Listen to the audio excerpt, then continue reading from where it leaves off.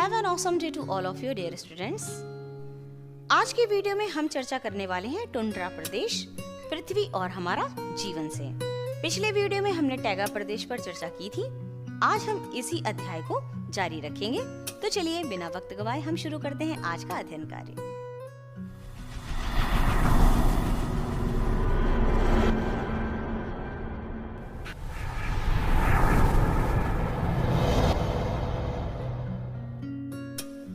आप ग्लोब या मानचित्र पर उत्तरी ध्रुव को देखिए। उत्तरी ध्रुव के चारों ओर एक बड़ा सा सफेद क्षेत्र दिख रहा है। वास्तव में यह आर्कटिक महासागर का वह हिस्सा है जो पूरे साल बर्फ के रूप में जमा रहता है।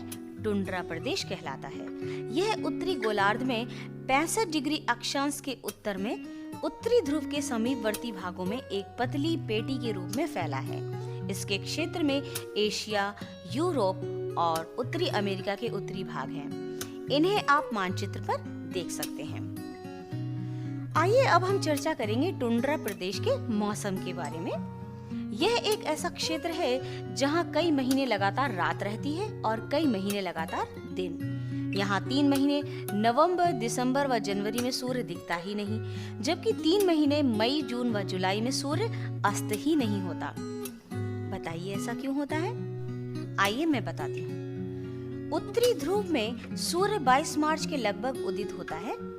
इस समय पृथ्वी का उत्तरी ध्रुव सूर्य के क्षितिज में होता है, तो अपने अक्ष पर झुके होने के कारण जब पृथ्वी सूर्य के चक्कर लगाती है तो केवल उत्तरी ध्रुव को ही सूर्य की रोशनी प्राप्त होती है।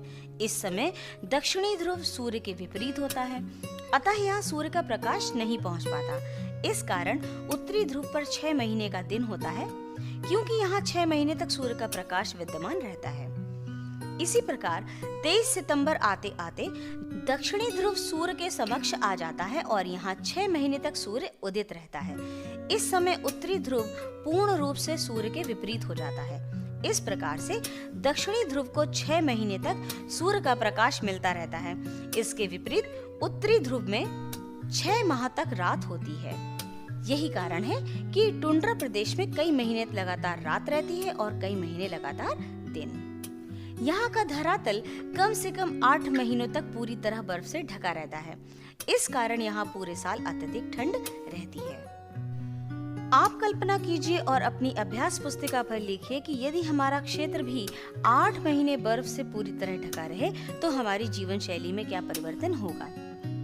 सर्दी के महीनों में यहाँ इतनी ठंड पड़ती है कि झीलें, नदियाँ व समुद्र सभी जम जाते हैं। तेज बर्फीली हवाएं चलती हैं और हिमपात होता है। क्या आप बता सकते हैं कि ध्रुवीय प्रदेश यानी टुंड्रा प्रदेश में इतनी अधिक ठंड क्यों पड़ती है? क्या टुंड्रा के ठंडे क्षेत्र में कोई वनस्पति होती होगी? यदि हाँ, तो कैसी? क्या टुंड्रा के बर्फीले क्षेत्र में कोई जीव जंतु रहता होगा? यदि हाँ, तो कैसे? क्या टुंड्रा क्षेत्र में मानव जीवन संभव है? यदि हाँ, तो किस प्रकार? आइए जानें। सबसे पहले हम जानेंगे वनस्पति के बारे में। आप जानते हैं कि वनस्पति के उगने के लिए नमी व ताप की आवश्यकता होती है। टुंड्रा क्षेत्र में नमी तो खूब है, लेकिन ताप की कमी है।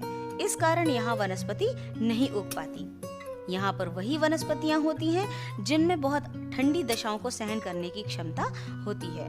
सूर्य के प्रकाश की कमी तथा अत्यधिक ठंड के कारण यहाँ के अधिकतर पौधे गुच्छेदार एवं 5 से 8 सेंटीमीटर ऊंचाई वाले होते हैं। झाड़ियाँ प्रायः उन भागों में विकसित होती हैं जहाँ पर बर्फ का ढेर उन्हें तेज चलने वाली बर्फीली हवाओं से बचा सके। इनमें आर्कटिक विलो नामक झाड़ी प्रमुख है।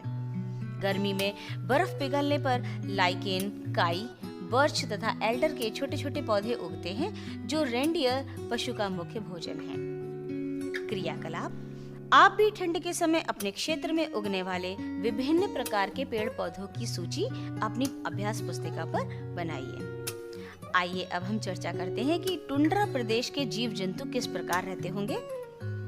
आप जानते हैं कि टुंड्रा प्रदेश में अत्यधिक ठंड पड़ती है, फिर भी यहाँ रेंडियर, ध्रुवीय भालू, आर्कटिक लोमड़ी, मस्क बैल, कैरिबू, भेड़िया, लेमिंग आदि जीव जंतु पाए जाते हैं।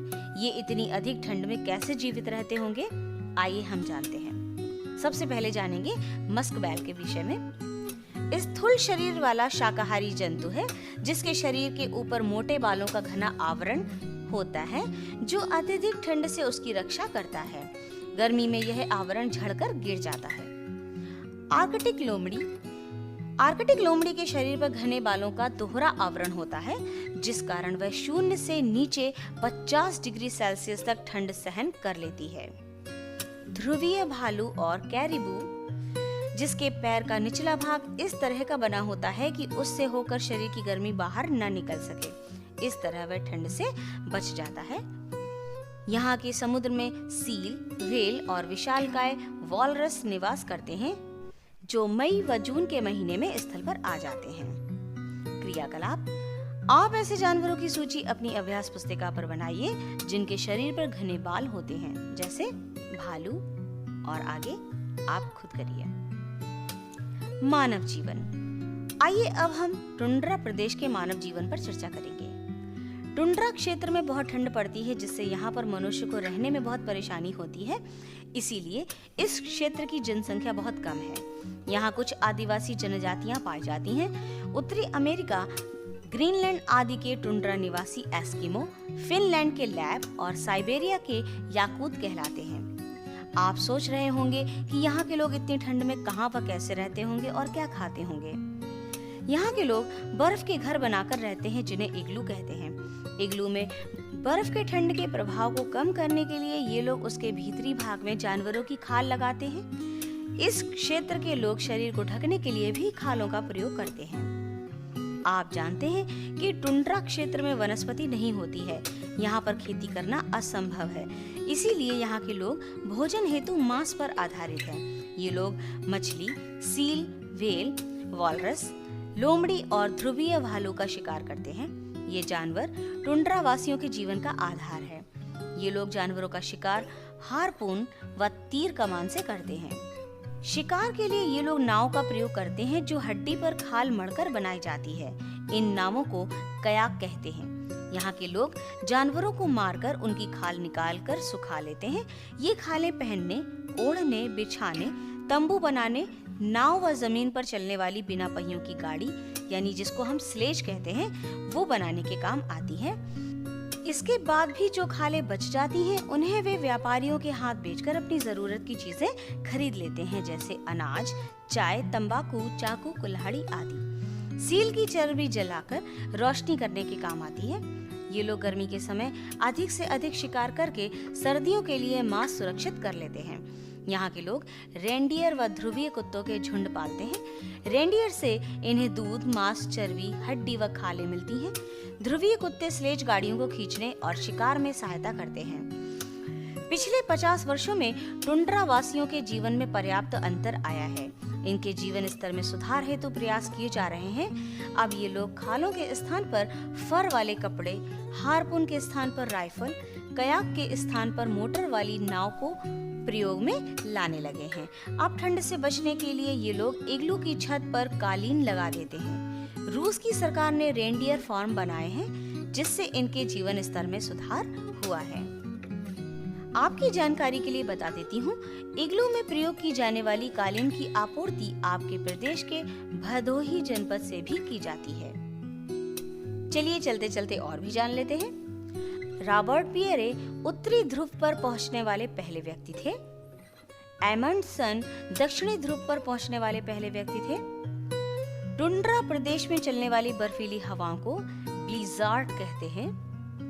कनाडा के कोणधारी वनों में लकड़ी काटने का व्यवसाय करने वाले लोगों को लंबरजैक कहते हैं।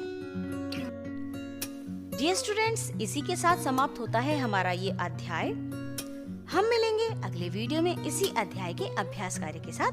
तब तक के लिए अपना ध्यान रखिए, वीडियोस देखते रहिए, लाइक कीजिए, शेयर कीजिए, खूब पढ़िए, खूब बढ़िए। Thank you.